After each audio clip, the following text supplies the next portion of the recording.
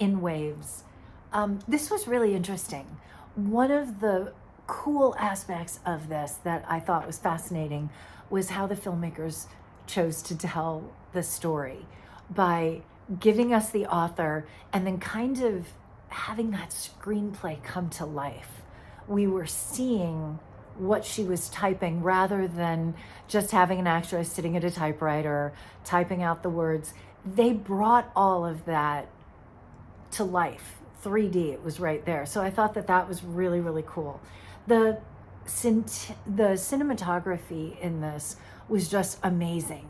And I mean, one of the things that was really interesting is when you look at whoever was doing set dressing, I've got to give you props because man, that was a lot of wine bottles on that set.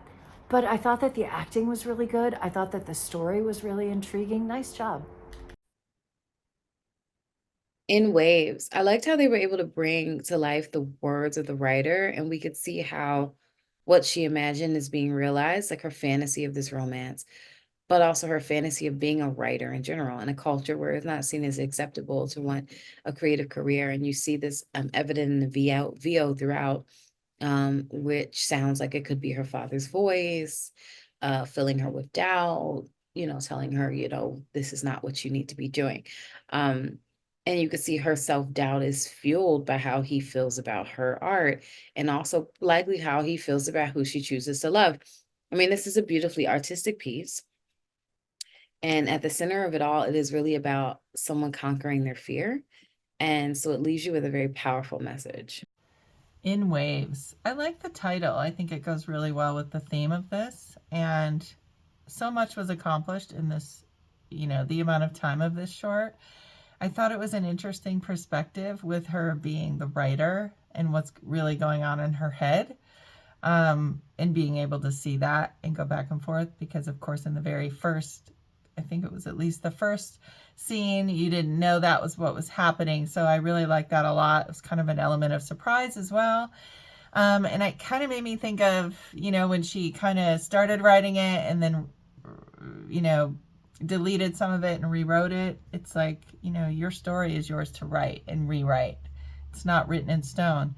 And the struggle of being true to yourself and facing the challenges that come up with it. And I really loved it. I loved the end and how she was facing it at the end. And that's basically what it comes down to is you can't avoid it. No matter how much you try, it's just going to keep coming back. So I like this a lot. I like the acting. I like the writing and the setup and how it was paced out. So great job. In Waves has such a smart method to tell this story because it's done through the characters writing, and it just show us how writing could become a gateway for us to explain, to describe our stories, our feelings, and the way the short film juxtapose two different timelines to kind of match with the characters feelings or complex as we at the end. I feel it's pretty smart and it's pretty interesting to see this kind of narration in a compelling way more. And even though it's done in Japanese, but we still get how the character feels, how the character wants to make her own relationship work. So I think it's smart and well done here. This is for In Waves.